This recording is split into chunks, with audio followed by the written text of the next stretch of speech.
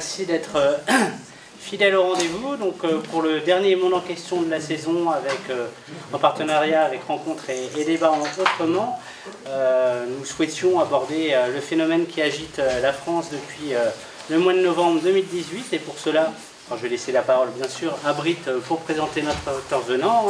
Nous avons invité Denis Maillard qui suit ce phénomène de très près. Voilà, bonne conférence, bon débat, bonne soirée. Donc bienvenue à ce décryptage d'une colère française. Une colère française dont le sous-titre est « Ce qui a rendu possible les Gilets jaunes ». Ça, évidemment, c'est un sous-titre qui soulève notre curiosité et qui est pertinent. Voilà, pour Denis Maillard, je vais vous le présenter très brièvement. Il est philosophe politique de formation, puis il s'est engagé d'abord dans Médecins du Monde, et puis après, il a fondé la revue Humanitaire, et puis tout récemment, un cabinet de conseil en relations sociales qui s'appelle Temps commun. Mais il n'est pas à son premier essai près, celui-ci a été précédé par un autre, ce qui prouve d'ailleurs à quel point il s'occupe des relations sociales en entreprise. Ça s'appelle « Quand la religion s'invite dans l'entreprise ». Et auparavant, quelques années plus tôt, c'était l'humanitaire, tragédie de la démocratie. Je cite juste quelques titres. Vous pouvez fouiller si vous voulez. Donc, sa thèse, développée ici dans ce décryptage, dans son analyse du mouvement des Gilets jaunes, c'est que ce mouvement est inédit. Inédit, pourquoi?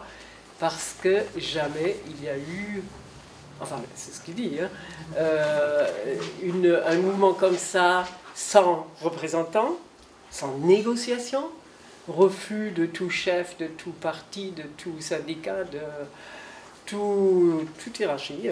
Donc, voilà. Mais est-ce que ça peut durer dans ces conditions-là? Ce qui est formidable dans son essai, c'est la mise en perspective historique. Et, bon, il va vous en parler lui-même, mais...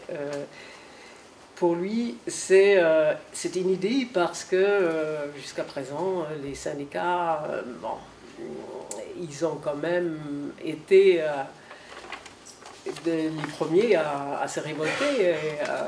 Et, là, ils sont, comme les partis politiques d'ailleurs, en déliquescence. C'est ça qui est à analyser et à voir. Et il y a d'autres formes de révolte qui se préparent, parce que ce n'est qu'un début, en quelque sorte. Moi, avant de vous passer la parole, Denis Maillard, j'ai trois questions qui me trottent dans la tête depuis pas mal de temps sur les Gilets jaunes. La première, c'est en quoi le mouvement est vraiment inédit? En quoi le mouvement est inédit? Parce qu'il y a eu quand même, bon, c'est dans l'histoire, mais le mouvement des sans-culottes, ils étaient commerçants, artisans, etc. Il y a eu aussi des poujadistes, bon, sans faire des rapprochements trop raccourcis. La deuxième question, c'est pourquoi les quartiers n'ont pas rejoint ce mouvement des Gilets jaunes. Je n'ai pas la réponse. Et puis la troisième, c'est est-ce que la révolte, cette révolte des Gilets jaunes n'est pas plutôt une révolte individualiste, en quelque sorte des consommateurs frustrés, au lieu d'être un mouvement politique, vraiment, parce qu'en fait, ce qui manque ici, dans ce mouvement, c'est le récit, c'est un idéal, une projection, un projet, une utopie, autrefois on disait ça, et bon, à vous la parole, et je vais dire, ça durera 40 minutes à peu près, après c'est à vous de poser des questions, et en dernier, si tout cela vous intéresse, vous pouvez faire dédicacer le livre, et l'acquérir déjà, c'est un essai de 14 €, c'est pas une fortune, et il est pertinent et éclairant. Voilà, je vous donne la parole. Merci beaucoup. Merci de cette introduction, merci à vous toutes et à vous tous d'avoir répondu présent à l'invitation. Alors je vais essayer de faire plusieurs choses. D'abord de répondre aux questions que vous m'avez posées. Je vais essayer aussi de vous expliquer ce qu'il y a dans l'essai que j'ai rédigé. Et puis je vais essayer de vous donner envie de le lire, comme ça, voilà, je dédicacerai plein de livres, ça sera super. Mais, voilà, mais non. Non, mais surtout, ce que je vais essayer de faire, c'est de vous dire ce qu'il y a dans le livre pour qu'ensuite il puisse y avoir entre nous un échange, parce que voilà, vous m'avez donné 40 minutes pour parler, c'est long 40 minutes, donc je vais essayer de dire des choses. Pas forcément tout dévoiler, essayer d'aller à l'essentiel pour qu'après on puisse avoir un échange, et peut-être que dans les questions que vous vous posez, ça me permettra à partir de là de préciser certaines choses. Alors d'abord, on en discutait juste avant de commencer, mon livre est l'un des premiers de cette immense vague de publications, d'éditions sur les Gilets jaunes qui est en train de s'annoncer. Alors, juste une précision pour vous dire ce qu'est le livre et ce qu'il n'est pas. Pourquoi j'ai été capable finalement en assez peu de temps de sortir un livre qui s'appelle donc Une colère française, mais c'est le sous-titre, hein, et vous l'avez bien dit, c'est le sous-titre qui est important. Qu'est-ce qui a rendu possible les Gilets jaunes? Pourquoi j'ai été capable de ça? Donc je l'ai écrit entre le 15 décembre et le 15 janvier. Pourquoi j'ai été capable de ça? C'est parce que c'est pas exactement un essai sur les Gilets jaunes, mais précisément sur l'évolution des relations sociales, des rapports sociaux en France dans les dernières décennies, qui font qu'on arrive aujourd'hui à une situation qui rend possible un mouvement comme les Gilets jaunes. Donc, j'ai pas la prétention d'avoir fait un livre d'explication sur ce que sont les Gilets jaunes, pas un livre de sociologie sur qui sont les Gilets jaunes, c'est pas ça. Alors évidemment, je parle du mouvement parce qu'il m'intéresse comme révélateur de transformations qui étaient sous-jacentes et qui d'un seul coup se révèlent. Alors bien sûr, en faisant ça, je prends le risque de penser à l'ombre d'un événement dont les développements futurs vont me donner tort. Mais bon, voilà, c'est le risque que j'assume. Et peut-être que dans la discussion, vous me direz que voilà, vous avez une autre analyse et qui met en défaut la mienne, et ça sera intéressant. Alors, pourquoi est-ce que... Enfin, plutôt, qu'est-ce qui est à l'origine du livre proprement dit? C'est l'explication qui... bonsoir. C'est l'explication qui a été donnée dès les premiers jours. Donc, le mouvement, on va le dater du 17 novembre, il a commencé avant, les gens ont commencé à se mobiliser dès le début novembre, mais le 17 novembre, c'est l'acte 1, hein, puisqu'on va les appeler des actes samedi après samedi. Et donc, une explication se met en place très très rapidement, qui est que le président de la République, Emmanuel Macron, depuis son élection en mai 2017, aurait tenu écarté, éloigné les corps intermédiaires, pour ainsi dire, il les aurait tués. Cette manière de faire aurait affaibli ces corps intermédiaires, si bien que quand il y a une colère populaire qui se met en place, qui commence à se dire, ben, il n'y a plus d'intermédiaires entre le président de la République, entre le premier magistrat de France et le peuple. Et que, comme il n'y a personne, bah, il est seul face au peuple et bah, il ne sait pas bien comment faire. Je pense que cette explication, elle est... alors, j'allais dire, elle est fausse, elle n'est pas forcément fausse. Bonsoir, on vient juste de commencer. Donc, je crois que c'est très précisément l'inverse qui s'est passé. C'est parce que nos corps intermédiaires, et quand je parle de corps intermédiaires, je pense... aux syndicats, évidemment. Je pense aux grandes associations telles qu'on les a connues. Je pense aux associations, par exemple, d'éducation populaire. Je pense à tout le mouvement mutualiste. Et je pense également aux partis politiques et peut-être aussi aux médias, tous ces corps intermédiaires qui étaient chargés de mettre en forme, de mettre en sens les intérêts de la société civile, tous ces corps intermédiaires ont été affaiblis. Et c'est pour ça, c'est de cet affaiblissement que d'abord est apparu Emmanuel Macron, puisque son élection, voilà, bon, on l'a tous vécu, il était inconnu 3 ans auparavant, et il arrive à être président de la République. Et il le reconnaissait lui-même quand il discutait avec les intellectuels dans ce débat assez surréaliste, enfin c'était pas un débat d'ailleurs, les intellectuels avaient le droit de lui poser une question et lui répondait assez longuement. À un moment, il y a eu une question sur les corps intermédiaires. Et il a très justement répondu en disant « Mais vos corps intermédiaires, vos fameux corps intermédiaires, s'ils avaient été si forts que ça, je ne serais pas là. Je suis la preuve que les corps intermédiaires n'existent plus, en tout cas sont très largement affaiblis. » Ça, je crois que c'est vrai. Ça, je crois que c'est la première chose, et que c'est parce que ces corps intermédiaires étaient affaiblis que Emmanuel Macron était possible, et qu'ensuite, évidemment, la révolte des Gilets jaunes a été possible parce qu'elle prend très rapidement un tour qui est, et là je rejoins ce que vous disiez dans votre présentation, qui est assez inédit. Alors qui est inédit au regard de l'histoire sociale telle qu'on la connaît dans les 150 dernières années. Je n'ai pas prétention à dire que le mouvement est inédit dans l'histoire de France. Mais dans l'histoire sociale, on va dire, la manière dont la question sociale a été traitée à partir, on va prendre une date un peu repère qui est 1848, de 1848 jusqu'à 2018 pour prendre des dates en 8. Le mouvement social, quand il apparaît, alors il peut apparaître parfois spontanément, soudainement, mais très rapidement, il se donne une représentation, très rapidement, il se donne des objectifs, très rapidement, il se donne des porte-paroles, très rapidement, il se donne, en tout cas, un cadre dans lequel il peut négocier, il y a des choses à négocier. Et même s'il y a toute une contre-histoire, j'allais dire, du mouvement ouvrier, du mouvement social, qui montre que les organisations ont éventuellement trahi ce qu'était la parole du peuple, etc., je pense à 68, je pense à d'autres moments dans l'histoire.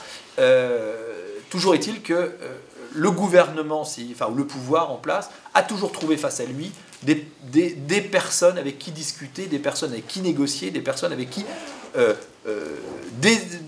entamer une désescalade, et ces corps intermédiaires, puisque voilà, là en l'occurrence c'est les syndicats ou les partis, étaient des machines à refroidir ces passions sociales et à les canaliser.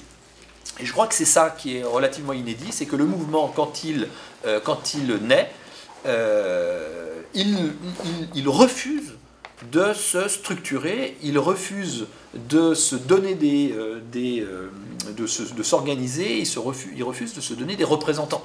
C'est un mouvement qui met en cause directement la représentation telle qu'on la connaît, et la représentation telle que la connaissent les politiques, mais telle que la connaissent les syndicalistes également. Et juste un point pour la question que vous posiez par rapport au mouvement poujadiste. Le mouvement poujadiste, il porte dans son nom le nom de Poujade, qui est qu'à un moment, il a pu se donner au moins un représentant. Et on sait qu'ensuite, il a fait élire un certain nombre de députés, puisque Jean-Marie Le Pen avait été élu sur une liste poujadiste. Donc voilà. Donc cette défaillance, en fait, une fois que j'ai dit que les corps intermédiaires étaient défaillants, je n'ai pas dit grand-chose, finalement c'est quelque chose d'assez connu. C'est plutôt, la question c'est, qu'est-ce qui apparaît derrière cette défaillance? Qu'est-ce qu'on voit naître? Et c'est ça qui m'a intéressé dans le livre. Je vais le dire, juste comme ça pour vous dire ce que j'ai en tête. Je vais faire un petit pas de côté. Et puis je vais revenir sur ce que moi j'essaye d'analyser et de voir. Pour le dire très vite, ce à quoi on assiste, me semble-t-il, mais ça va être, je pense, l'occasion du débat, c'est tout simplement la fin de la social-démocratie telle qu'elle s'est mise en forme, telle qu'elle s'est construite en France. Quand je dis telle qu'elle se construite en France, parce que souvent quand je dis ça, tout de suite on me fait une objection qui est de dire oui, mais En France, il n'y a pas de vrai parti social-démocrate, il n'y a pas de syndicat fort, de parti fort, comme en Allemagne, comme en Suède, comme au Danemark, etc.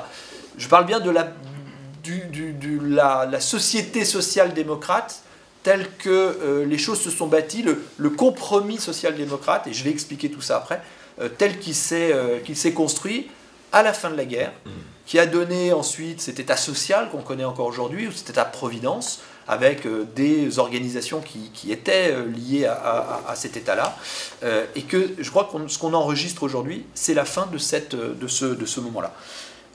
Donc fin de la social-démocratie qui prend 3 formes, et que je détaillerai ensuite.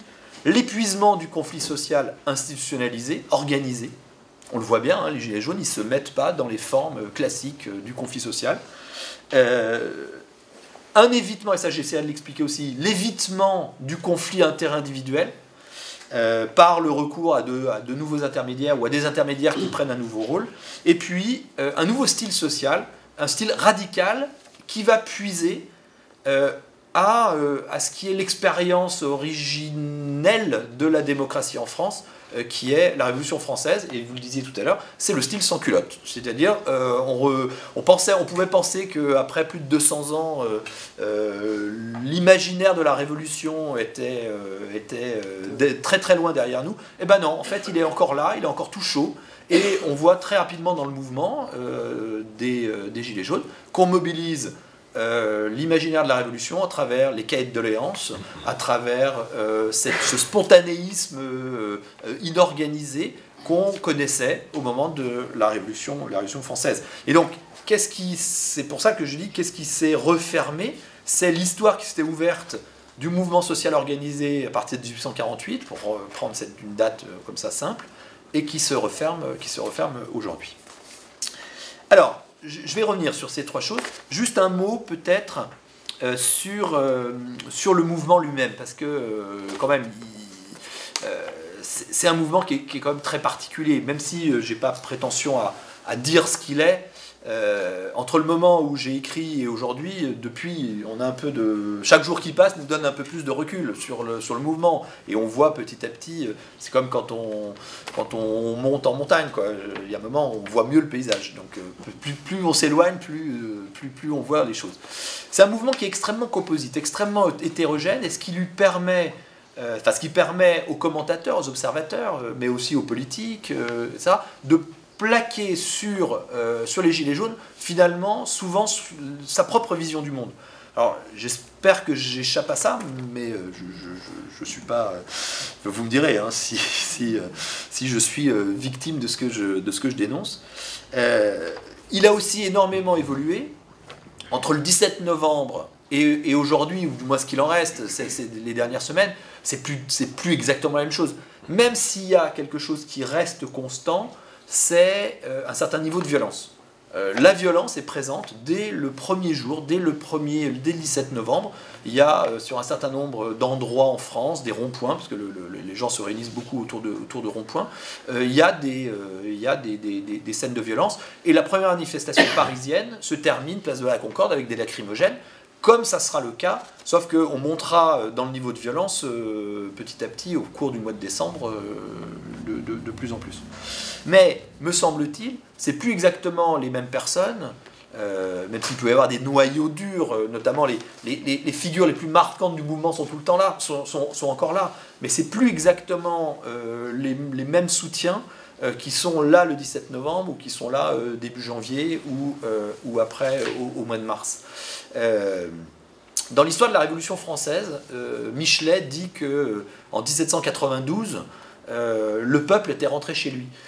J'aime bien cette phrase, et je crois qu'on peut dire un peu la même chose des Gilets jaunes. Je crois que, pour faire simple, fin décembre, le peuple était rentré chez lui, restait derrière des gens qui se disent qu'ils sont le peuple, qui gardent un soutien de l'opinion, plus aussi massif qu'il était au début, mais qui gardent quand même un soutien de l'opinion, et beaucoup de militants politiques qui pensent que voilà, le mouvement est mûr pour le diriger. Alors quand je dis le peuple était rentré chez lui, c'est à dessein parce qu'il me semble que ce mouvement il mobilise 3 références au peuple qui sont constitutifs de ce qu'est un peuple. Je m'explique. C'est le politiste Laurent Bouvet qui a écrit un livre qui s'appelle « Le sens du peuple ». Et il explique bien dans ce livre-là que le peuple, c'est toujours compliqué à circonscrire. C'est quoi le peuple? Et il dit finalement, pour avoir un peuple, il faut 3 composantes. Il y a un peuple social. Si on veut une métaphore ou une image plus exactement, c'est les droits sociaux. C'est la carte vitale qu'on a pour pouvoir avoir accès à des prestations sociales. Il y a un deuxième aspect du peuple, c'est le peuple civique, c'est celui qui vote, c'est le peuple de la carte d'électeur. Et puis il y a un troisième peuple, c'est le peuple national. Et là, c'est les gens qui se reconnaissent à travers une carte d'identité française. Et je crois que le mouvement, il a mobilisé ces trois peuples. Si je prends le peuple national, on l'a vu, mais c'est celui dont on a le moins parlé, me semble-t-il. On l'a vu comment? On l'a vu à travers les Marseillaises, on l'a vu à travers les drapeaux français. On voyait bien quand les gens s'assemblaient, ils ne chantaient pas l'Internationale, ils ne chantaient pas la Carmagnole, ils ne chantaient pas des chants de supporters, non, ils chantaient la Marseillaise. Même s'il y a pu avoir des chansons qui ont été inventées, ou alors il y a certaines qui sont devenues des hymnes, mais globalement, quand les gens se retrouvent, c'est la Marseillaise qui est sur les lèvres, et c'est les drapeaux français qu'on agite. Non pas parce que le mouvement serait un mouvement nationaliste d'extrême droite, etc. C'est parce que le signifiant national, le peuple national est là. Et un peuple, me semble-t-il, qui dit que le référent de la nation est quelque chose qui compte à leurs yeux. Ça, c'est la première dimension. La deuxième dimension, le peuple civique, je crois que c'est ce qui a été le plus novateur, le plus nouveau peut-être, c'est l'irruption, je crois, de la question démocratique dans les institutions totalement verrouillées de la Ve République. La Ve République, donc c'est De Gaulle en 58 qui crée ce qu'on appelle le parlementarisme rationalisé. Donc c'est parlementaire, mais enfin bon, c'est quand même un peu verrouillé. C'est le gouvernement qui a la main, c'est le président qui a la main, et ça va s'aggraver avec le quinquennat. Et en plus avec l'inversion du calendrier, puisque aujourd'hui l'élection reine phare, l'élection sommitale, c'est l'élection présidentielle. Le reste ne semble être que des formalités, et qu'une fois qu'on a voté pour le président de la République, voilà, on est parti pour 5 ans. Je crois que c'est ça, c'est cette respiration démocratique manquante que le mouvement vient mettre. D'où la fascination du référendum d'initiative citoyenne. Le référendum d'initiative citoyenne, je ne suis pas assez spécialiste pour savoir si c'est une bonne chose, mauvaise chose, etc. On pourra en discuter, mais je crois que ce qui est dit à travers la référence au référendum, c'est de dire on a notre mot à dire dans ces 5 ans-là. On a élu, on a voté, une personne a été élue. C'est le président de la République. Je crois que lui n'est pas remis en cause. Alors, Emmanuel Macron est remis en cause, mais le président, la fonction du président de la République n'est pas remise en cause. Et que je crois que l'élection directe au suffrage universel, me semble-t-il, c'est quelque chose d'acquis en France. Mais par contre, ce qui manque, c'est qu'on puisse s'exprimer démocratiquement entre 2 élections présidentielles, avec, me semble-t-il, un traumatisme initial autour du référendum, qui est le référendum de 2005, où le non à ce qui était, ce qu'on avait appelé le projet de constitution européenne, avait été, donc le projet avait été rejeté, et que les Français ont eu le sentiment que, malgré leur vote non, majoritaire non, quelque part on n'en tenait pas complètement compte. Donc il y a quelque chose de l'envie d'un peuple de dire on compte. Et ce qui est le propre de la démocratie, hein, c'est quand même la souveraineté populaire. Et puis j'en arrive finalement à ce qui m'a moi le plus intéressé, et ce que j'ai essayé de décrire, je vais rejoindre mon essai, le peuple social. Le peuple social, ce qu'on remarque, et c'est là où je dis que on clôt une période de notre histoire, c'est une mise en forme de la question sociale d'une manière dont on n'avait pas, ou dont on n'avait plus l'habitude, avec des acteurs qu'on ne voyait plus. Alors, Pour dire ça, il faut que je m'appuie sur quelques données un peu sur lesquelles on sera d'accord, parce que, encore une fois, le mouvement des Gilets jaunes, chacun peut y voir, dans tel rond-point il se passait quelque chose, là-bas il se passait l'inverse, enfin bon. Il me semble qu'il y a 4 ou 5 éléments qui sont assez bien repérés. D'abord, un slogan qui a été massif. Alors quand je dis un slogan, c'est quelque chose qui revenait assez massivement quand on soit discutait, moi j'ai discuté avec pas mal de personnes qui venaient manifester, ou quand on regardait la télé, lisait les journaux. C'est l'idée qu'on doit pouvoir vivre dignement, décemment de son travail. Que le travail est quelque chose, un élément central dans la vie, et qu'on doit pouvoir, à partir de ce revenu, pouvoir vivre dignement. Ça, c'est une chose assez importante. Et ce qui fait d'ailleurs que, et c'est le deuxième élément, je pense qu'on sera d'accord aussi là-dessus, au niveau des actions, il n'y a pas de blocage de la production. C'est-à-dire que ce n'est pas comme le mouvement social habituel, il n'y a pas de grève. Et quand le 5 février, un certain nombre d'organisations syndicales et quelques gilets jaunes et des organisations à gauche de la gauche avaient appelé à une grève générale, ça a fait flop. Parce que ce n'est pas le blocage de la production ou la remise en cause du partage de la valeur, si on veut parler comme ça, c'est pas ce que recherche le mouvement. Le blocage, c'est plutôt un blocage de la consommation. C'est-à-dire quand vous bloquez un rond-point un samedi après-midi à l'entrée d'un centre commercial, vous bloquez la consommation, vous ne bloquez pas la production. Alors vous bloquez le travail des personnes qui effectivement travaillent à Carrefour ou à Auchan, mais globalement vous bloquez la consommation. Et puis, dernier élément, les actes, les uns après les autres, qui ont lieu le samedi, alors au bout d'un moment, on a pris l'habitude de le faire le samedi, mais au départ, c'est quoi? C'est que le samedi, les gens qui se mobilisent, c'est les gens qui travaillent. Donc le samedi, c'est leur jour de repos. Et c'est le jour où on va notamment faire ses courses. Le style derrière qui en découle, ça je l'ai déjà dit, j'insiste pas, c'est se passer de toute représentation de type syndical. Et notamment, il y avait une chose assez intéressante à un moment, enfin intéressante et inquiétante si on pense que les corps intermédiaires et les syndicats sont des organisations importantes. Le fait que quand les Gilets jaunes, à un moment, on dit qu'ils allaient se doter de sortes de porte-parole, il y avait 3 conditions pour être porte-parole des Gilets jaunes, enfin pour faire acte de candidature. 1, soutenir le mouvement, bon ça allait de soi.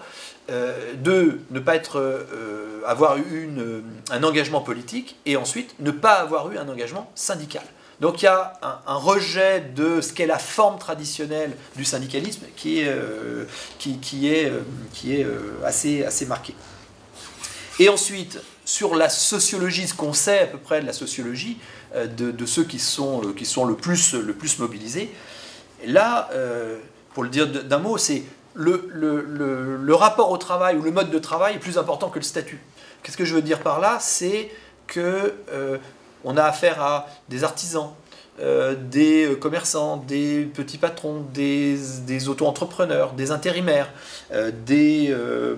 éventuellement des fonctionnaires catégorie C, des personnes en CDD ou parfois en CDI, mais qui sont des livreurs, des caristes, des manutentionnaires, des chauffeurs, etc. Et donc, le rapport au travail, et je vais y arriver après sur ce que je vois derrière ça, est plus important que le statut. Est-ce qu'on est fonctionnaire ou est-ce qu'on est salarié du privé? Est-ce qu'on est salarié ou est-ce qu'on est indépendant? Ça s'estompe derrière, en fait, un mode de vie. Et le mode de vie, c'est quoi? Et dernier trait important du mouvement des Gilets jaunes, c'est un mode de vie périurbain. Périurbain, alors que ça soit périurbain choisi ou périurbain subi, c'est-à-dire choisi, c'est je pars de la ville, en toute connaissance de cause, je m'installe beaucoup plus loin des villes, et je ne subis pas la situation que j'ai moi-même décidée. Ou alors le périurbain subi, c'est le prix des mètres carrés, le prix des loyers, etc. montant dans les villes. Bah, petit à petit, les gens, s'ils veulent se loger et s'ils veulent avoir accès à ce à quoi une majorité de Français aspirent, à savoir une maison individuelle avec un bout de jardin, on est obligé d'aller de plus en plus loin dans le périurbain. Et que ça soit subi ou choisi, il y a un mode de vie identique. Le mode de vie identique, c'est celui de la mobilité à travers la voiture.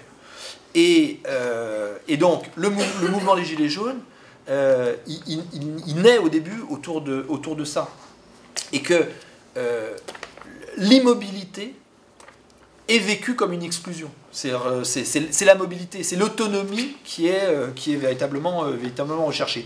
Et là-dessus, les Gilets jaunes, enfin le Gilet jaune plus exactement, quand on endosse un gilet jaune, je crois qu'on arrive à lier deux choses.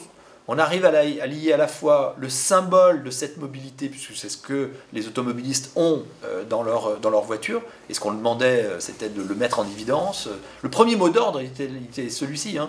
Prenez le gilet jaune qu'on a tous dans la voiture, et vous le mettez en évidence sur le tableau de bord, ça montrera que vous êtes solidaire avec le mouvement.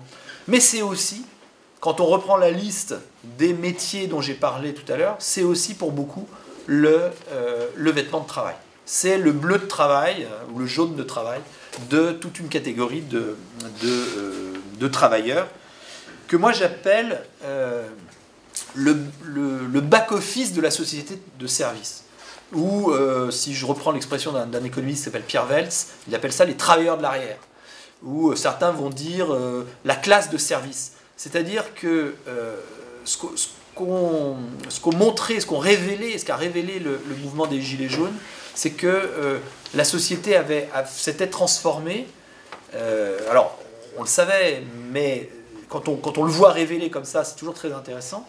C'est que la société s'est transformée et on est rentré dans une économie de service très très organisée, où il y a un front office, c'est-à-dire que des personnes, enfin plutôt, je vais commencer plus tôt, il y a un back office de la société de service, c'est-à-dire des personnes dont le travail est de faire en sorte que cette société de service puisse avoir lieu, que la société puisse se continuer, que dans les villes arrivent régulièrement tous les produits, tous les services dont les travailleurs, alors que là, du front office, c'est-à-dire que les personnes qui peuvent choisir leur lieu de travail, leur horaire de travail, qui ont une certaine autonomie dans leur travail, vont avoir besoin toute la journée. Typiquement, c'est... moi, je sais que je suis... typiquement, vous disiez, moi, j'ai monté une société de conseil. Je n'ai pas de bureau. Mon bureau, c'est chez moi. Et c'est dans les cafés ou quand j'ai les rendez-vous. Et je me dis toujours, pour que le matin, je puisse aller dans un café, installer mon ordinateur, pouvoir disposer de tout ce que va me procurer le café tout au long de la journée, pour mes rendez-vous, etc. Ça veut dire que d'autres ont travaillé toute la nuit, voire les jours précédents, pour me procurer tout ce dont je vais avoir besoin. Pour que d'un clic, j'ai le lendemain matin le livre qu'il me faut parce que je rencontre quelqu'un, j'ai besoin d'un livre, etc. Pour moi, c'est un clic. Il y a toute une chaîne logistique qui se met en branle, et ça veut dire que derrière, dans le périurbain, dans les vastes zones d'entrepôts, il y a des caristes, il y a des manutentionnaires, il y a tous des gens à gilets jaunes. Je ne dis pas des gilets jaunes, hein, des gens qui portent comme vêtement de travail un gilet jaune, qui vont rentrer dans une danse pour transporter, pour livrer, pour mettre en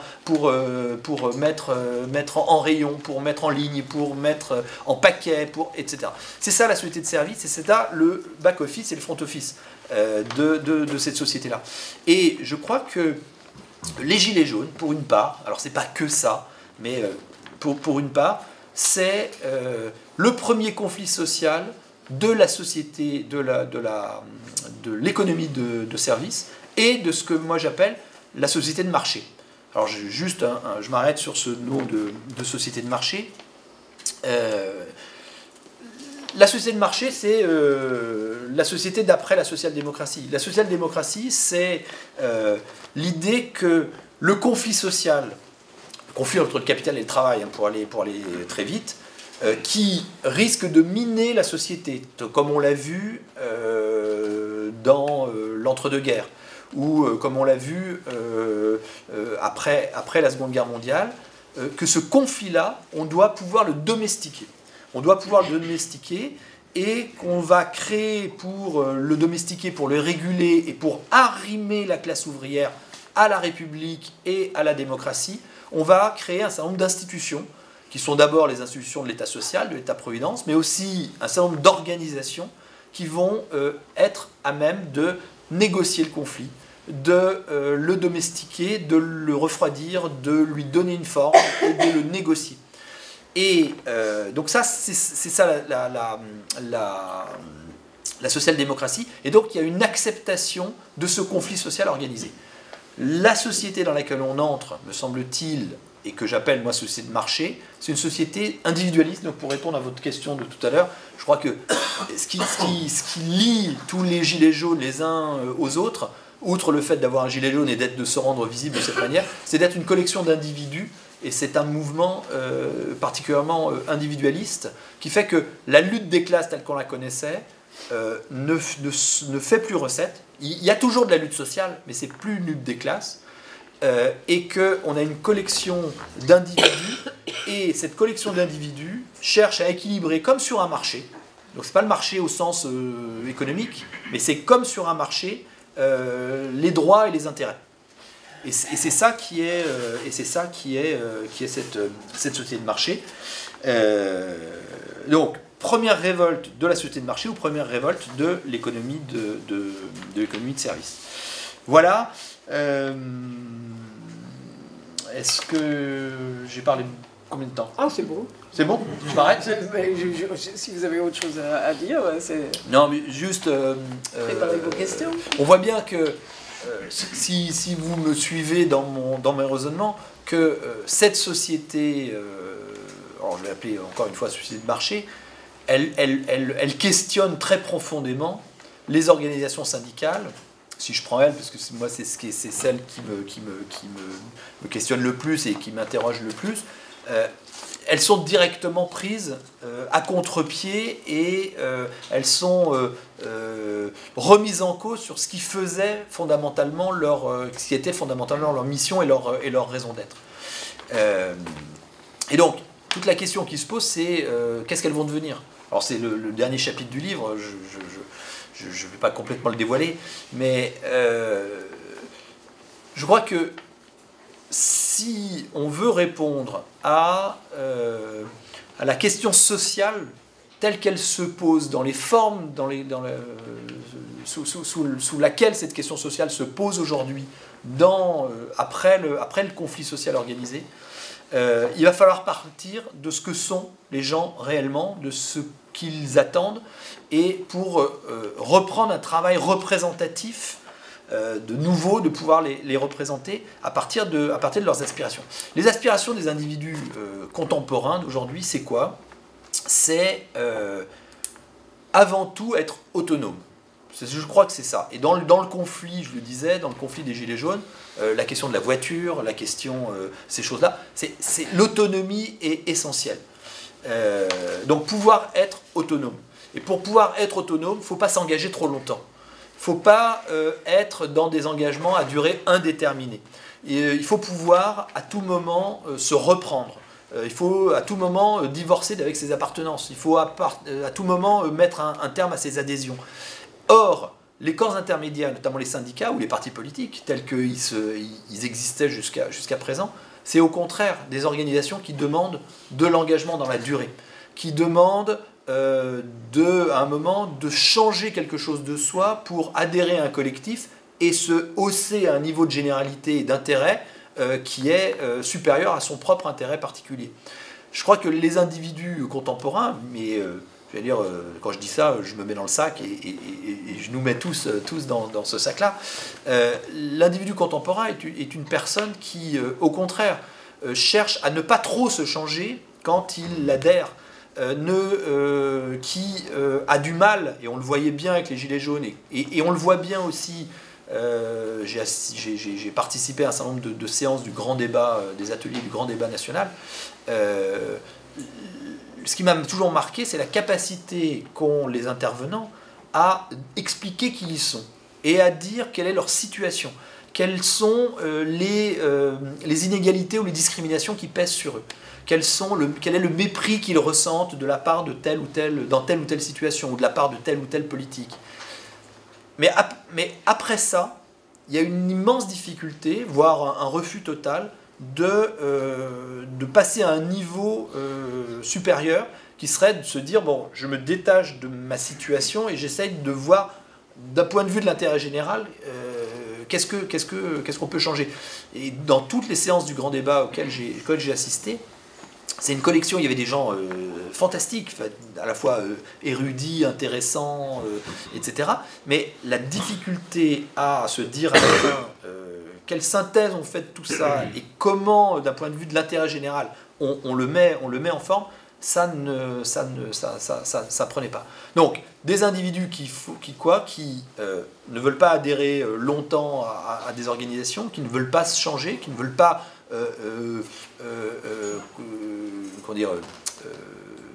se mettre spontanément du point de vue de l'intérêt général, et qui sont jaloux de leur autonomie, voire cherchent à la renforcer. Et donc ça, pour le coup, c'est pas les corps intermédiaires tels qu'on les connaissait jusqu'à présent qui peuvent leur fournir ça.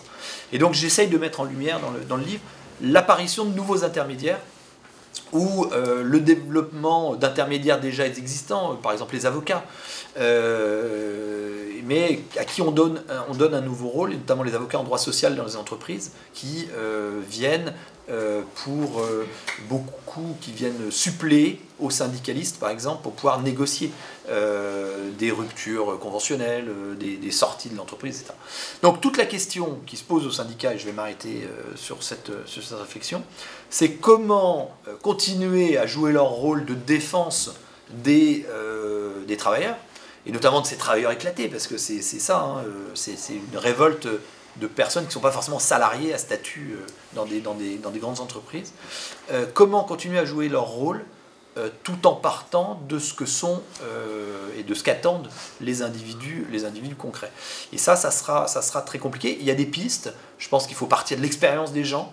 Quelle est leur expérience très concrète et comment cette expérience, on arrive à la rendre visible. Parce que je crois que ce dont souffrent ceux qui se sont mobilisés entre le 17 novembre et aujourd'hui, c'est d'une forme d'invisibilité. C'est une forme, et donc je crois que rendre visible le travail tel qu'il se fait, les conditions de travail, etc., c'est une tâche importante du syndicat. Je crois que de favoriser l'autonomie des travailleurs en leur permettant éventuellement, ce qui était à l'origine le projet des bourses du travail qui ont donné naissance au syndicat, de pouvoir passer d'un emploi à un autre, choses comme ça, renforcer l'individu, je crois que c'est quelque chose qui sera attendu. Et dernier élément, me semble-t-il, je pense qu'on va aller vers une convergence, une hybridation entre des ONG de défense des droits de l'homme, de défense de l'environnement, etc., et des syndicats pour, de l'extérieur des entreprises, de l'extérieur des organisations, à travers des campagnes telles que savent le faire les grandes associations, pouvoir peser sur les conditions de travail, mais en s'adressant aux consommateurs, en disant, vous qui consommez, est-ce que vous savez comment vos produits sont faits? Et voilà quelles sont les conditions de travail, et pouvoir peser de l'extérieur pour améliorer les conditions de travail à l'intérieur. Voilà, je m'arrête là. Toutes questions sont lui bienvenues. Je voulais juste rebondir sur un point que vous avez évoqué, aussi dans votre livre, bien sûr. Pour vous, c'est la fin de la lutte des classes, mais oui. Alors, que faites-vous de la revendication de l'ISF, de l'abolition de l'ISF, d'une part, et d'autre part, que faites-vous de ce que les Gilets jaunes se sont attaqués en premier sur les Champs-Élysées, aux grands restaurants, aux bijoutiers? C'est quand même un peu... Enfin, ça a des allures comme ça, de jalousie sociale, on peut dire, sur laquelle sont basés les premiers mouvements aussi, hein, et même syndicalistes. Hein. Mais c'est aussi un phénomène de classe, il me semble.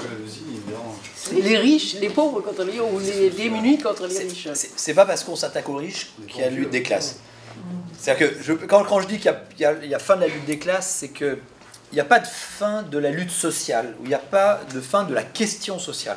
La question sociale comme étant, j'ai essayé de le montrer, il y a quand même une division en deux de la société,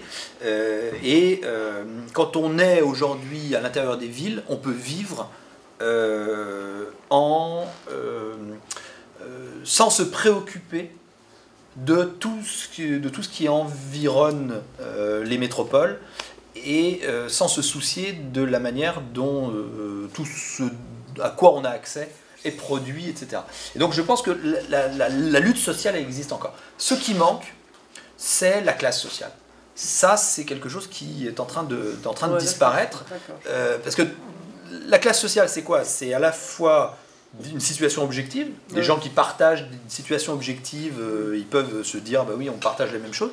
Et puis c'est un truc, mais c'est ça qui manque, c'est une conscience de classe. C'est-à-dire on fait bien partie de la même catégorie, et ça, des individus qui sont les uns à côté des autres, atomisés, il leur manque, voilà, il y a le bien, pour parler comme Marx, c'est bien, ou comme Hegel, il y a bien le en soi, mais il n'y a pas le pour soi. Et alors, juste, j'ai oublié de répondre, mais ça me fait penser, question sur les banlieues. Pourquoi les banlieues? Les quartiers... justement, ça va avec ça, c'est-à-dire que c'est les mêmes conditions. Je crois que c'est les mêmes conditions sociales. Absolument.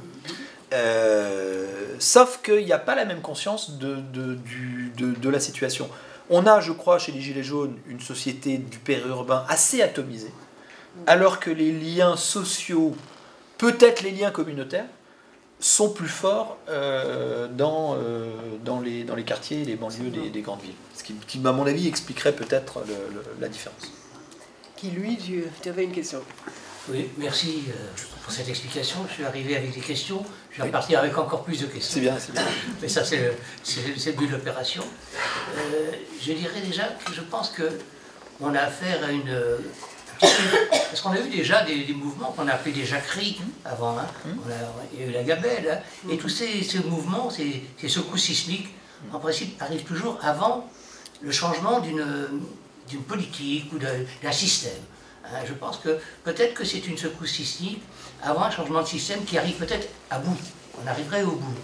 Et je ne partage pas complètement votre vision sur le fait que les corps sociaux ou le corps social soient très impliqués là-dedans. Et je pense que justement, Emmanuel Macron a sauté sur l'occasion pour aller faire des conférences, enfin, aller se présenter à droite à gauche, repartir dans la politique Sarkozy, occuper le terrain, et dans les médias pour être dans l'action, montrer qu'on est dans l'action. Mais je pense que c'est pas tellement... En fait, ça a démarré des ronds-points, ça n'a pas démarré du conseil municipal ou du conseil régional. Ça a démarré sur les ronds-points. Et je pense qu'il y a un phénomène qui est aujourd'hui...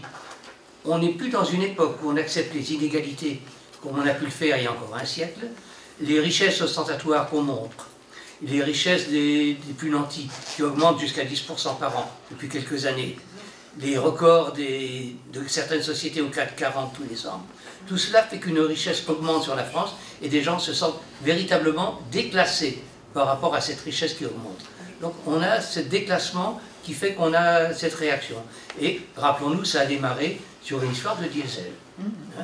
Les gens se sont dit, voilà, on va payer encore plus cette taxe pour le, comment dirais-je, pour le climat. Alors qu'on savait que seulement 19%, on a appris que 19% seulement partait pour le climat. Donc les gens nous disent, alors on nous prend pour des vaches à lait. Ça n'a pas marché. Et je pense qu'on rentre dans une nouvelle... on a dit aux gens, vous qui êtes les moins favorisés, vous allez participer à la transition écologique. Ils ont dit non, c'est aux gens qui ont le plus de moyens de participer. Si vous voulez qu'on participe, il faut plus de solidarité économique, il y aura plus de solidarité écologique. Et je pense que le nouveau contrat social, c'est ça. Vous voulez plusieurs questions? Oui, on va prendre plusieurs questions. Voilà, Alain. Qui rue dans les brancards. Je vais essayer de poser une question et de ne pas développer un point de vue personnel, parce que là, vous n'avez pas sorti. C'est ça le débat. Ah non, le débat, c'est... Enfin, bon, vas-y avec ta question. Je savais. Non, mais vas-y, on t'écoute. La question, c'est est-ce qu'on se rapporte, plutôt que d'être à la fin justement du système représente, enfin bref, etc., à la fin de tout, quoi, en fait, est-ce qu'on n'est pas plutôt revenu à la case départ, c'est-à-dire Parce qu'avant qu'il y ait des syndicats, est-ce qu'il n'y avait pas ce genre de mouvement, finalement, qui se sont ensuite constitués comme syndicats? Enfin là, je ne connais pas l'histoire du syndicalisme, mais bon, alors finalement, c'est peut-être un retour à la case départ, finalement, enfin je ne sais pas. Bon, mais là, je ne peux pas trop en dire, parce que je ne connais pas le... bon. C'est ça ta question. Madame. Encore une? Madame. Vous avez évoqué les personnes qui intervenaient au grand débat. Ouais. Et je pense que les personnes qui intervenaient au grand débat n'étaient pas du tout celles qui étaient sur les ronds-points, qui s'étaient refusées à intervenir dans le grand débat. Et justement, moi qui suis allée sur les ronds-points, j'ai toujours entendu parler de la famille et j'ai justement entendu parler de l'anti-individualisme et de, comment dire, d'abord des valeurs, il y en a, et comment dire, des valeurs, l'égalité, la démocratie, tout ça se discute sur les ronds-points et c'est nouveau. Et comment dire, donc voilà, c'est pas du tout... et je pense que non, il y a vraiment le sentiment de on fait bloc, on est une famille, etc. Ils le disent et le redisent. Et les responsables des Gilets jaunes développent des valeurs et viennent souvent en renfort des de mouvements syndicaux d'ailleurs, etc. Allez-y alors. J'avais une question assez courte. Comment expliquez-vous que malgré la dérive autoritaire de notre gouvernement actuel, pointé par l'ONU, qu'on ne peut pas suspecter d'être des gauchistes, Amnesty International, le Parlement européen, je veux dire, on parle quand même de personnes qui sont mutilées. On n'a pas parlé ce soir, 18 personnes ont été éborgnées. David Dufresne, son site internet Allo Place Beauvau, vous renseignera sur tous les blessés, des mains arrachées. Une mamie, il y a encore 15 jours, qui a été projetée au sol par un CRS. Le procureur a essayé de nous la mettre l'envers en disant qu'elle a été tombée toute seule. Comment expliquez-vous que les gens, malgré des gens qui sont blessés dans leur chair, au plus profond, blessures de guerre on parle, continuent à aller crier leur colère? On s'est aperçu en 2019 qu'il y avait des gens qui avaient du mal à manger. Il y avait des gens qui avaient du mal à payer leur loyer, attendez, qui avaient du mal à mettre de l'essence dans leur voiture. On découvre tout ça. Comment expliquez-vous que malgré cette dérive autoritaire, les gens continuent à crier leur colère? Parce que Emmanuel Macron développe des histoires pour l'histoire. Il développe des images pour l'histoire, mais pas dans son intérêt à lui. Je veux dire, des images de personnes éborgnées. Et moi, ça me terrifie. Terrifie. Je vais commencer par votre question. Je n'ai pas la réponse. J'ai pas la réponse. Des gens, on l'avoue. Je pense qu'effectivement, ce qui est le moteur derrière, c'est comme ça j'ai appelé le livre, il y a une colère. Une colère. Et que la colère, je pense que la différence de ce que pouvait être... Alors, j'allais dire, à la différence de ce que pouvait être le mouvement social, il y a eu... Enfin, on parle... Quand les sidérurgistes arrivent à Paris en 78 ou 79, la violence est plus importante que ce qu'on a connu. Voilà, l'avenue de l'Opéra est totalement dévastée. Il y a des policiers qui sont à l'hôpital. Enfin, c'est un truc qui est très violent. Mais donc il y a des moments comme ça de violence. Mais globalement, la violence est encadrée et la violence est utilisée. Là, ce qu'il y a, c'est que c'est une colère qui se passe de... C'est une forme de radicalité. Quand j'entends de radicalité, c'est-à-dire que de dire tout est tout de suite sur la table.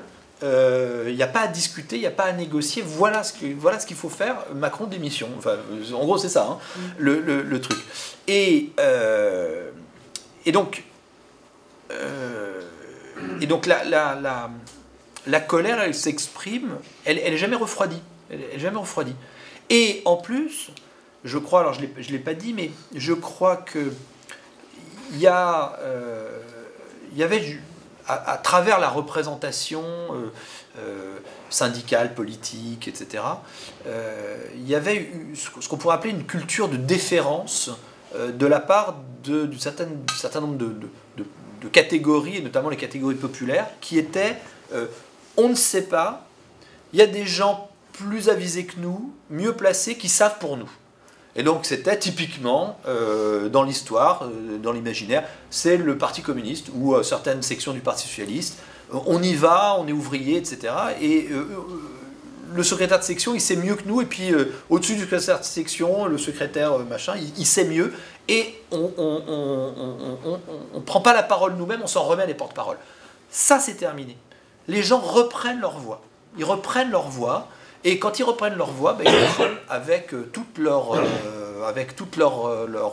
tripes, avec toute leur conviction, enfin vraiment.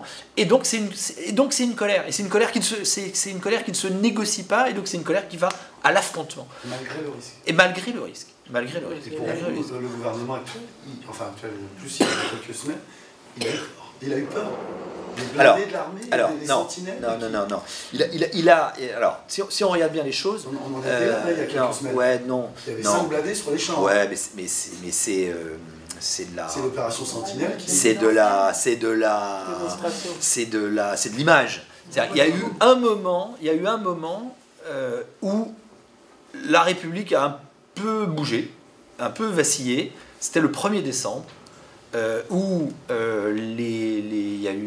a été extrêmement violent et surtout la police a été très désorganisée, elle a été submergée. Et que le président de la République n'était pas en France. Et donc il y a un moment où la République, elle ne sait pas les institutions, sauf que d'abord, le mouvement ne prend pas conscience de sa propre puissance, alors que partout en France, il y a des mouvements et il y a des affrontements et il y a des confrontations. Le centre d'Avignon, qui est une ville où les gens ne manifestent pas beaucoup généralement, il y a des affrontements, des boutiques sont cassées, etc. Là, la préfecture en Haute-Loire, j'oublie le nom, du Puy-en-Velay, il y a une partie qui brûle. À Paris, il y a partout, dans tous les quartiers, voilà, il y a des affrontements. Le problème, c'est que le mouvement, comme il est un peu désorganisé, enfin il ne s'organise pas, il ne prend pas conscience de sa propre puissance. Mais surtout, il n'en prend pas conscience parce que ce qu'il cherche, c'est pas à renverser la République. C'est pas à faire quelque chose de différent que ce qu'il a. Il veut la démocratie, il l'a, mais il la veut encore mieux. Il a la République, etc. Dans les journées révolutionnaires de 1830, ou les journées de 1848, ou même les journées de 1792, le peuple en armes, le peuple quand il se soulève, il cherche autre chose que ce qu'il a. Il cherche à abattre un régime, il cherche à se révolter. Là, il ne cherche pas à abattre le régime. Il y a Macron démission, mais si c'est pas Macron, on votera pour quelqu'un d'autre. Et donc voilà. Donc voilà un peu pour répondre à votre question. Sur les autres, Madame, vous disiez par rapport aux valeurs, etc. Il faut que je sois clair là-dessus. Quand je parle d'individualisme, c'est pas négatif dans ma bouche. C'est pas parce qu'on se revendique, qu'on se sent d'abord individu, que il n'y a pas des valeurs qui sont associées, des valeurs positives qui sont associées à là. Ça ne veut pas dire qu'on n'est pas généreux, qu'on n'est pas fraternel, qu'on n'est pas... etc. Enfin, c'est quelque chose qui... Et je crois que vous avez tout à fait raison, dans cet univers atomisé du périurbain, parce que c'est comme ça, c'est beaucoup de gens qui rentrent chez eux en voiture, qui voient leur famille proche, quelques amis, qui vont faire leurs courses au supermarché et qui vont prendre leur voiture pour aller travailler. Donc c'est une vie relativement isolée, à la différence de la métropole où on peut être isolé, mais enfin en même temps il y a beaucoup de monde autour. On se sent rarement seul. Et par rapport à ce type de vie-là, je crois que ce qui s'est passé sur les ronds-points, c'est pour ça aussi que ça a duré longtemps, parce que c'était des expériences de fraternité. C'est des expériences de valeurs de la République, égalité, liberté, égalité, fraternité. C'est des expériences de fraternité. On s'aperçoit que le voisin qu'on voyait de temps en temps, qu'on voyait pas trop, on savait pas trop qui il était, etc. Ben finalement, il vit la même chose que nous. Et ça, c'est extrêmement fort. Mais ça ne veut pas dire que ça va changer fondamentalement les gens de l'intérieur. Ça peut, je veux dire, comment dire, ils vont pas demain aller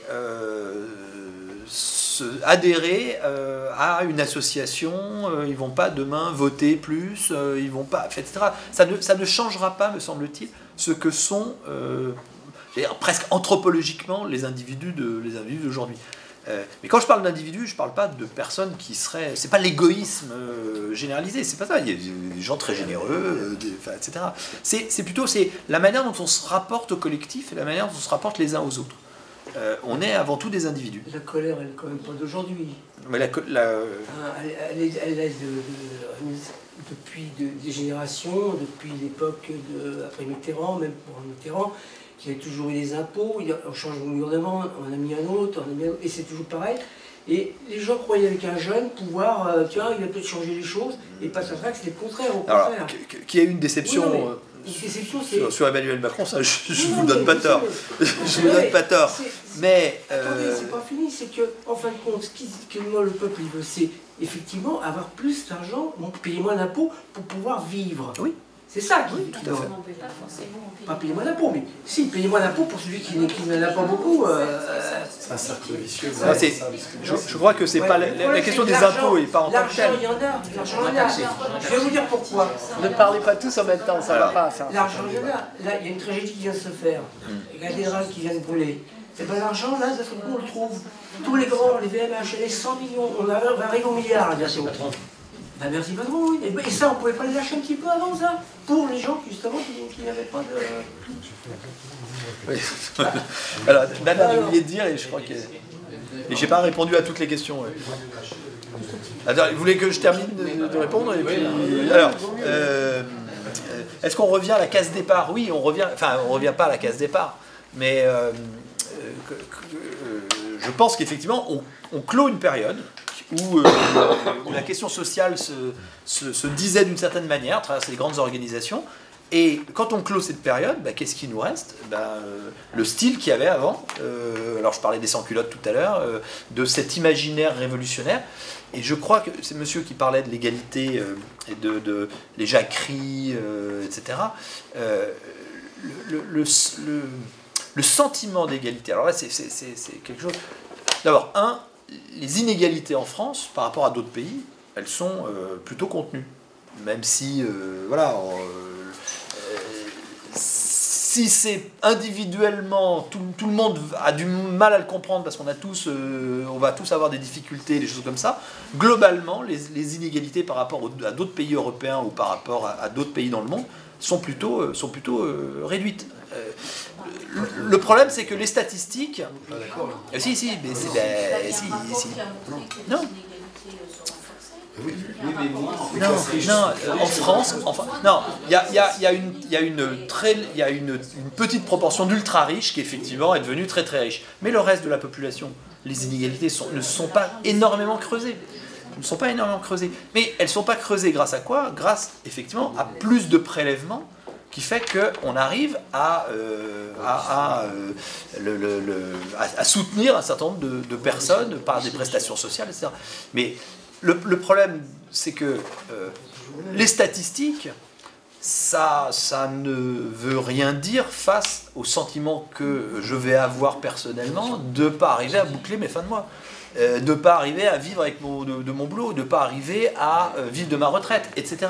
Donc ça c'est quelque chose de très fort. Mais alors, le sentiment d'égalité, il est extrêmement... alors d'abord, en France, il est extrêmement développé. C'est quelque chose... voilà, il y a une passion française pour l'égalité. Simplement, la passion française pour l'égalité d'aujourd'hui n'est pas exactement la même qu'autrefois. J'essaie de le développer dans le livre. Si je prends l'exemple des deux réformes de la SNCF de 1995 et de 2018. En 1995, il y a une réforme, donc on est après Jacques Chirac a été élu sur le thème de la fracture sociale, et puis finalement il tourne très rapidement le dos à sa promesse électorale, et il y a arrive la réforme de la SNCF, notamment sur les retraites, et puis la réforme de la sécurité sociale au même moment. Les cheminots, mais pas que la RATP, enfin un certain nombre de professions se mettent en grève, et tout le pays accepte les grèves, notamment des cheminots, parce qu'ils font comme une grève par procuration. Et la grève par procuration, c'est quoi? C'est de dire, moi je ne peux pas faire grève parce que voilà, c'est pas possible, je suis un salarié du privé, ça me coûterait trop cher, c'est de prendre trop de risques, etc. Mais par contre, je reconnais dans les cheminots des gens qui ont un certain privilège que je leur accorde, qui est celui de me représenter à travers cette grève que je reconnais complètement, qui est légitime. Et c'est pour ça que la population accepte les grèves de transport et soutient la grève des cheminots qui fait reculer le gouvernement. En 2018, c'est exactement l'inverse. Les cheminots sont des privilégiés, mais pas au sens de, ils ont un privilège que nous, on n'a pas et on leur accorde ce privilège-là. Non, c'est des privilégiés. Ils ont la retraite à 50 ans, ils ont des facilités de transport, etc. Et d'un seul coup, le sentiment d'égalité, il n'est plus exactement le même. Et quand j'essaye d'expliquer les choses, je dis, et pour en revenir à votre question sur est-ce qu'on revient à la case départ, il y a deux grands événements dans l'imaginaire français qui sont mobilisés. C'est le serment du jeu de paume. Le serment du jeu de paume, c'est de dire, on forme une nation, et on sortira, vous connaissez la phrase, par la force des baïonnettes, etc. En tout cas, c'est de dire on ne se quittera pas tant qu'on n'aura pas donné une constitution à la France et tant qu'on n'aura pas formé une nation. Et donc on reconnaît une égalité civique, une égalité de citoyens. Et cette égalité, au fil du temps, elle va se développer à travers les mécanismes dont je parlais tout à l'heure, les mécanismes sociaux qui permettent de rendre solide la nation. Aujourd'hui, l'égalité... Alors, l'autre grand événement qui est mobilisé dans la mémoire, c'est l'abolition des privilèges la nuit du 4 août. Le moment où on dit « tous les hommes sont égaux, il n'y a personne qui peut être privilégié ». Et je crois que c'est cette égalité-là, que moi, il me semble être une égalité plus libérale que sociale, qui est mobilisée actuellement. Les riches, bah ouais, ceux qui travaillent vraiment et c'est le fruit du travail, effectivement, ils peuvent jouir du fruit de leur richesse, du fruit de leur travail et de leur richesse. Mais autrement, les privilèges qui sont acquis par le statut, par le métier, par la fonction, par tout ça est quelque chose qui doit être justifié et qui devient assez insupportable. Et je crois que derrière les Gilets jaunes, il y a ça, il y a ce truc-là, de dire on veut l'égalité, mais c'est une égalité d'un type très particulier, c'est l'abolition des privilèges, pas de privilèges. C'est ça, et notamment la remise en cause des politiques, elle est aussi due au fait que c'est des gens dont on a l'impression qu'ils ne vivent que parce que nous on paye des impôts et que ça leur permet d'exercer leur mandat. Donc à bout d'un moment, c'est si avec notre argent, vous vous exonérez des contraintes que vous faites peser sur nous, c'est pas possible. Ça, voilà. Donc ça, c'est quelque chose de très fort. Et notamment, et là j'en reviens à ce que vous disiez sur Notre-Dame et les gens, les Arnaud, les Pinault, etc., qui nous disent je donne 100 millions, 200 millions, enfin, c'est hallucinant. Mais je veux quand même une déduction d'impôt, attention, je donne 200 millions, mais c'est déductible à 60%, soit 90%.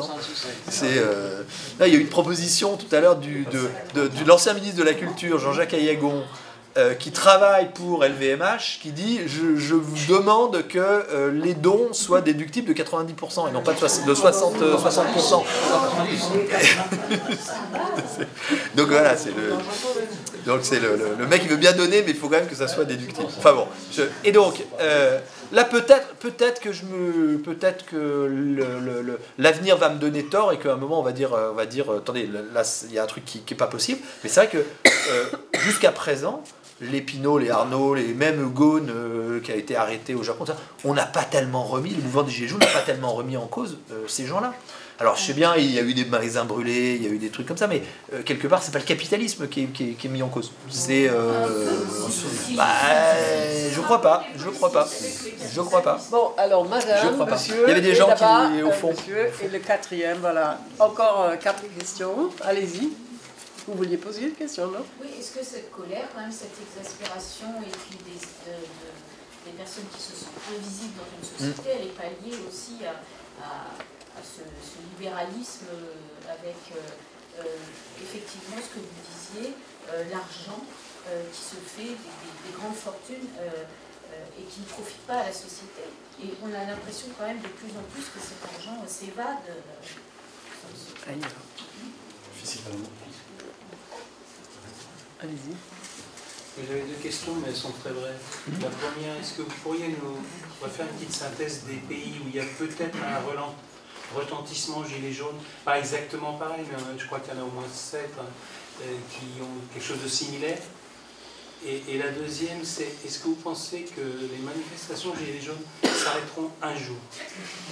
Parce que je vous demande ça parce que si les sondages, si je ne me trompe pas, disent que 85% des Français pensent que les gilets jaunes ne seront pas satisfaits des mesures de M. Macron, les gilets jaunes eux-mêmes disent mais on ne veut pas être satisfait parce que si on est satisfait, on arrête. Et nous, ce qu'on veut, c'est continuer toujours la lutte. Donc, ils ne veulent pas être satisfaits, donc, déjà. Et puis la troisième, c'était, je n'ai pas compté les phrases insultantes de M. Macron à son peuple, si elles sont 10 ou 12 ou 15, mais les gens du Sénat et autres n'ont pas attendu la 10e ou la 12e pour lui dire ça commence à être dangereux, il faudrait arrêter. On lui a dit dès la première.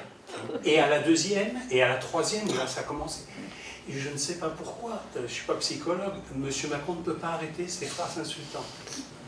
Il est très intelligent, mais ça, il ne peut pas arrêter. C'est son... C'est sa limite. Je sais pas, c'est son truc. C'est son révélateur. Et c'est sûr qu'à ce moment-là, les gens, si on continue à les insulter, veulent manifester des fois avec une dérive un peu violente. Colère française. Monsieur? Oui, depuis l'effondrement du communisme en Russie et... Attendez, on n'entend pas. Vous pouvez vous lever? Ça vous gêne pas? Non, c'est pour mieux vous entendre. Pour mieux entendre. Voilà, parlez plus fort.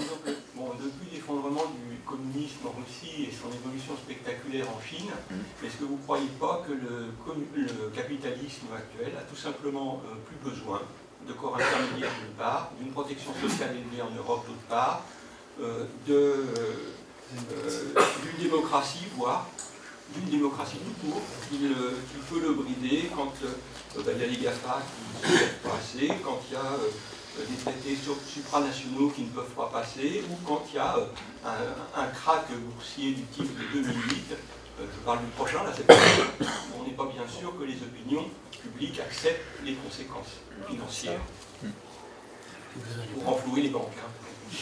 Merci. Et vous? Moi, j'ai bien aimé votre description front office, back office de la société. J'ai bien aimé l'exemple évocateur de celui qui travaille dans un café et de tout ce qu'il a fallu. Ouais. Mais en France, bon, on sait bien qui sont les gens qui peuvent travailler dans un café et qui sont ceux qui amènent le café. C'est ceux qui ont un diplôme et qui n'en ont pas.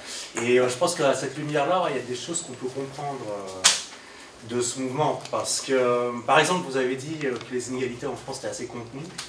Et moi, j'accepte la vérité statistique économique. Mais je ne suis pas sûr que les inégalités éducatives soient vraiment contenues. Et je pense aussi que ça explique pourquoi le mouvement refuse les porte-paroles, la délégation.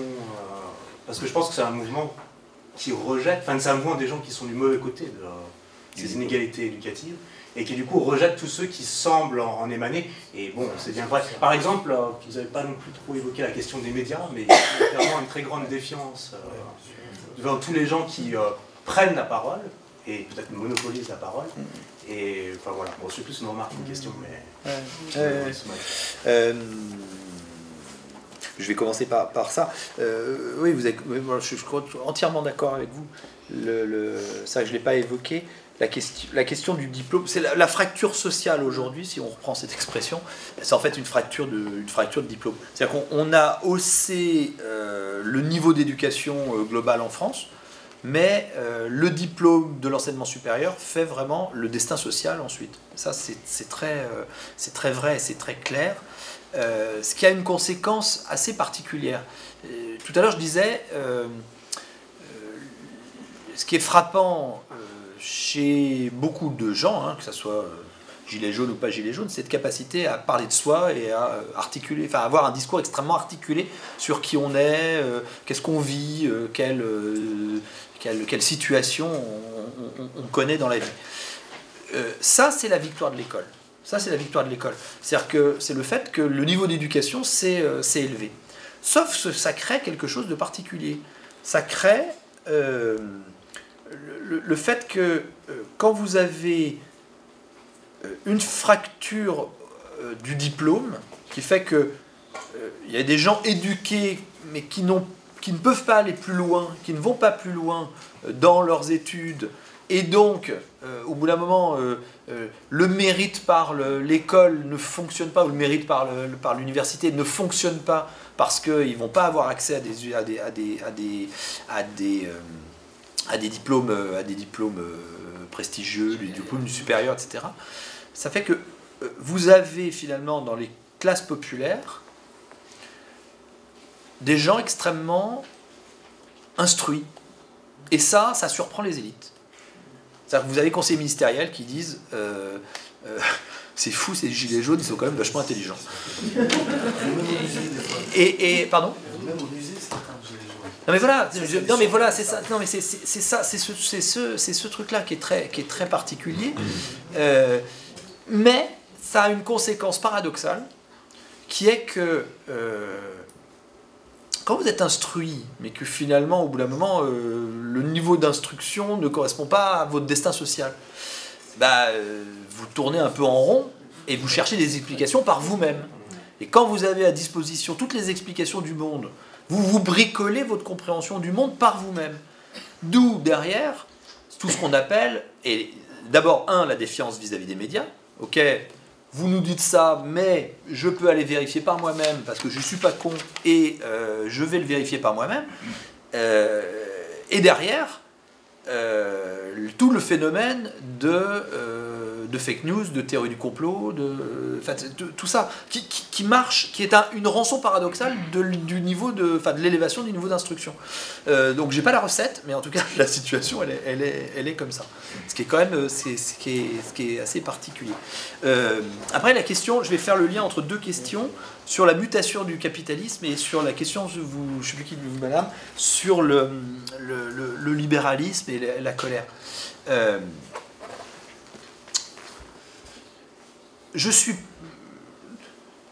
On fait un référendum, on fait un sondage le 17 novembre au soir sur c'est là où il y a le plus de personnes mobilisées. On prend toutes les personnes mobilisées et on fait un sondage sur pour ou contre le libéralisme, pour ou contre le capitalisme, etc. Je crois, je peux me tromper, hein, mais je crois que majoritairement, très majoritairement, les gens n'ont pas envie de rompre avec le système économique tel qu'il est. Ils ont envie d'y jouer leur propre partition, ils ont envie d'y prendre leur place, ils ont envie de pouvoir accéder à eux aussi aux promesses de cette société qui est, grâce au travail et à travers la consommation, d'avoir sa place et sa dignité. Mais ça ne veut pas dire que l'économie ne joue pas un rôle. On voit bien quand même que cette société, pourquoi les gens se révoltent, c'est pas qu'ils veulent mettre à bas cette société, c'est que la société telle qu'elle fonctionne et à laquelle ils adhèrent, elle ne tient pas ses promesses. Un peu comme Macron. Elle tient pas ses promesses. Et on joue le jeu de l'école, on joue le jeu... c'est des gens qui jouent le jeu. On joue le jeu. On joue le jeu de l'école, on joue le jeu du travail, et au bout d'un moment, en fait, on n'arrive pas à vivre. On n'arrive pas à vivre. Donc, ce qui est intéressant, c'est de comprendre, et je rejoins la question que vous avez, c'est de comprendre qu'est-ce qui est en train de changer dans le système économique. Moi, je ne suis pas économiste, mais ce que j'en vois à travers ce que je vois du travail, parce que moi, ce qui m'intéresse, c'est les transformations du travail, c'est cette société de services qui est en train de se mettre en place, et notamment à travers l'économie numérique. En fait, l'économie numérique, c'est une économie de services.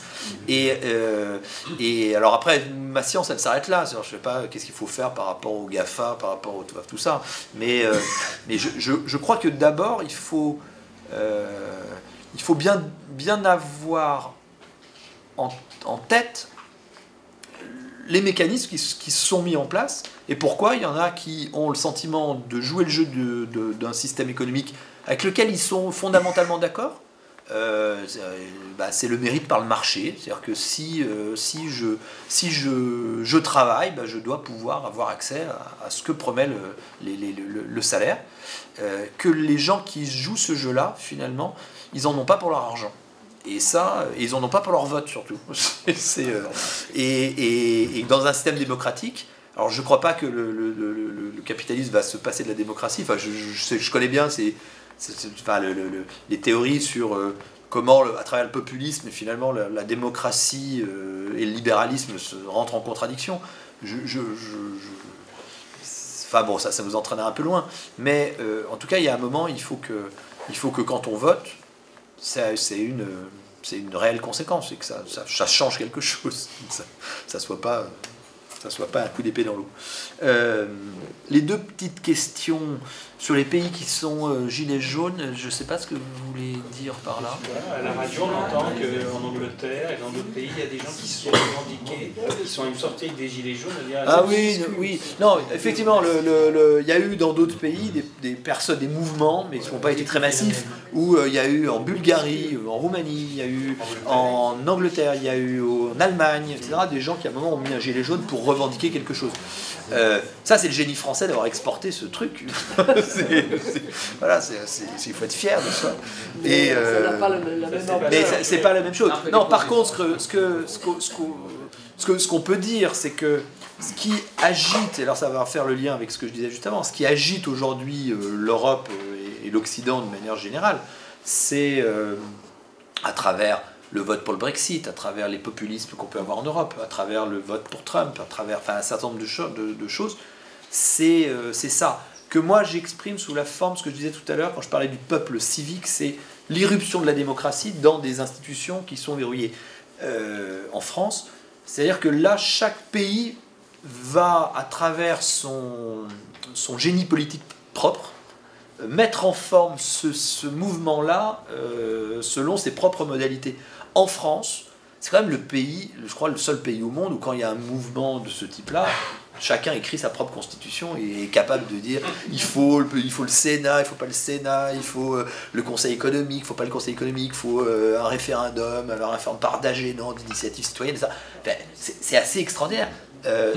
Quand on lit Tocqueville, par exemple, parlant de la Révolution, ou même avant la Révolution, certains philosophes des Lumières, c'est un truc qui a toujours existé en France, où le moins de personnes à qui on posait la question, ils savaient quel était le bon gouvernement qu'il fallait donner à la France. Ça, c'est très français. Ailleurs, on voit bien en Angleterre que le génie anglais du parlementarisme fait qu'ils ont voté le Brexit, ils essayent de le remettre dans le Parlement. Ben, ça rentre pas complètement, mais ils essayent de garder leur tradition. C'est plus ça que je vois. Et puis après, sur la question, est-ce qu'ils vont s'arrêter? Ils n'ont aucune raison de s'arrêter, évidemment. Ils n'ont aucune raison de continuer, ils n'ont aucune raison de s'arrêter.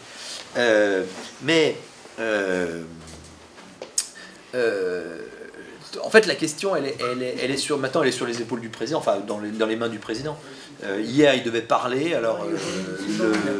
Pardon? Aujourd'hui à 8h qu'il parlait. Ah, c'est aujourd'hui? Ah bon?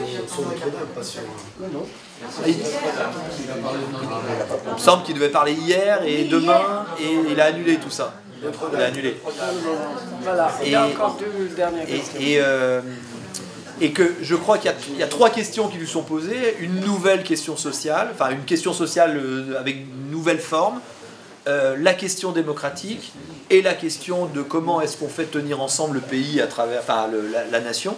Je crois que c'est ces trois questions qui lui sont adressées. J'espère qu'il va répondre à ces trois questions. Mais ça, après, la question était que ces réponses, ces mesures soient bonnes, moyennes ou mauvaises. Oui, mais... Dans ces trois cas-là, les gilets jaunes disent mais nous on veut continuer. Même si alors quel gilet jaune? Enfin bon, Il y a quand même de moins en moins de monde. Ah ouais. Bon, encore 2 petites questions et après... Mais en même temps, qui est gilet jaune? C'est un mouvement où dès que vous mettez un gilet jaune, vous devenez gilet jaune. L'autre jour, je discutais avec une responsable de la mairie de Paris qui s'occupe de toutes les personnes qui font la voirie, etc. Elle me disait que devant l'Élysée, des policiers étaient arrivés, avaient pris les gens de la mairie de Paris et les avaient fait déguerpir. Pourquoi? Parce qu'ils nettoyaient, ils avaient un gilet jaune, ils nettoyaient avec leur gilet jaune. Et donc là, les policiers ont dit « Ah, des gilets jaunes !» Voilà, je peux être le gilet jaune tout à l'heure en mettant un gilet jaune. Mais c'est ce jaune que je ne ouais, c'est ça. Oui, madame. Allez-y. Ben oui. Moi j'ai juste une petite remarque, c'est vous parlez des gens qui n'arrivent pas à vivre grâce à leur travail, ouais. qui sont revenus du travail, et il y a aussi ceux qui n'arrivent pas du tout à travailler. Et là on n'en a pas parlé du tout, et je pense que dans les gilets jaunes, il y a aussi des gens qui sont au chômage et qui n'arrivent pas à démarrer dans la vie professionnelle. Oui, bien sûr. Des femmes notamment. Enfin, des femmes, des jeunes qui sortent de l'école, qui n'ont pas de boulot, enfin, voilà. Oui, alors petit à petit, au départ, pour ce que j'en ai vu, hein, au départ, c'est pas cette sociologie-là, c'est pas des chômeurs ou des gens mais petit à petit sont arrivés des retraités, bien sûr, et des demandeurs d'emploi, évidemment. Et puis j'ai entendu tout à l'heure la question qui a surgi vraiment de manière très très forte, c'est effectivement les femmes seules, enfin les femmes seules avec des enfants, ce qu'on appelle les familles monoparentales, qui là c'est oui. Quand vous avez, si en plus la pension alimentaire n'est pas versée, enfin, etc. C'est des situations sociales qui sont très bien. Ouais, bien sûr. Hein. Des gens qui travaillent mais qui n'arrivent pas à s'en sortir. Voilà. Bon, alors encore une toute petite question. Parce que comme moi je résiste toujours a priori au fait de pouvoir tout expliquer par l'économie, l'argent, etc. Là je pense que, enfin est-ce que vous ne pensez pas que l'inégalité la plus criante et la plus dure à vivre et la plus réelle, disons, indépendamment de l'émotionnel, c'est du sentiment, du ressenti, etc. C'est l'inégalité dans l'accès aux services. Parce qu'au niveau des revenus, c'est vrai que les inégalités en France sont moins fortes qu'ailleurs, même si on pense le contraire. Mais le problème, je pense que ça vient, est-ce que ça viendrait pas surtout du problème de l'accès aux services, c'est-à-dire les gens qui habitent dans les petites villes, etc., qui voient disparaître leur gare, leur poste, même le boulanger parfois, etc. Et je crois que c'est ça, et c'est d'ailleurs le nouvel électorat d'extrême droite. Je suis d'accord. Ouais. Et là, c'est pas vraiment économique, c'est parce que... L'accès aux services ou le sentiment qu'on fait bien partie qu'on a bien un cadre commun, qu'on fait bien partie du même pays. C'est ça le... C'est un choix politique, c'est un choix politique, enfin, ou un non-choix, disons, plutôt que de laisser faire. Je suis d'accord. Et là, j'ai l'impression que ça, c'est plus sensible. Ouais, c'est extrêmement sensible. Une dernière? Oui, très court, un commentaire et une question. Un commentaire, j'ai participé à pas mal de débats déjà sur les gilets jaunes. J'ai participé aux premières manifestations avant que ce soit violent. Et j'ai souvent entendu dire, s'il n'y avait pas eu de la violence, ça n'aurait pas bougé. Oui. C'est regrettable, mais cette violence a fait bouger le gouvernement. Parce que nous avons eu des manifestations pendant des années où ça n'a pas bougé, on a laissé pourrir. Et il a fallu, ce qui explique la colère, ce terme de colère aujourd'hui. Et je crois que il faut rappeler quand même que quand la démocratie est née, c'est à la suite d'une crise. À cette époque-là, les gens d'Athènes se sont révoltés parce qu'une oligarchie de négociants et de marchands avait pris le pouvoir. Ça vous rappelle quelque chose. Et maintenant, ma question est celle-ci. Au-delà de cette crise, la transition écologique est nécessaire. Il faudra bien passer à l'étape suivante. Comment on va arriver à la transition écologique qui est incontournable? On ne peut pas mettre la question entre parenthèses. Il faudra bien y aller. Comment on va dépasser cette crise? Voilà. Voilà, oui, je sais bien. Je sais bien que vous n'avez pas la question toute prête. Je n'ai pas la réponse. Mais par contre, je suis d'accord avec vous sur la violence, sur le fait qu'il y a effectivement l'idée que sans violence, sans rapport de force violent, on n'obtient rien. Et ça... c'est violent, mais on voit bien moins qu'en 68. Enfin, attendez... Enfin, monsieur parlait tout à l'heure des gens qui ont des mains arrachées, les yeux, des machins. Il y a eu des morts. Bien sûr, je vous en prie. Non, un mort, un seul mort. Je peux vous dire que Ou 2 morts, ouais. Il y a eu un commissaire de police à Lyon. Bon, écoutez, on va terminer. Ah, mais là, ça. oui, bien sûr. On va terminer le débat. J'espère que vous avez apprécié, vous avez appris des choses. Et si vous voulez approfondir, il y a 10 exemplaires. À votre Je vous remercie. Merci.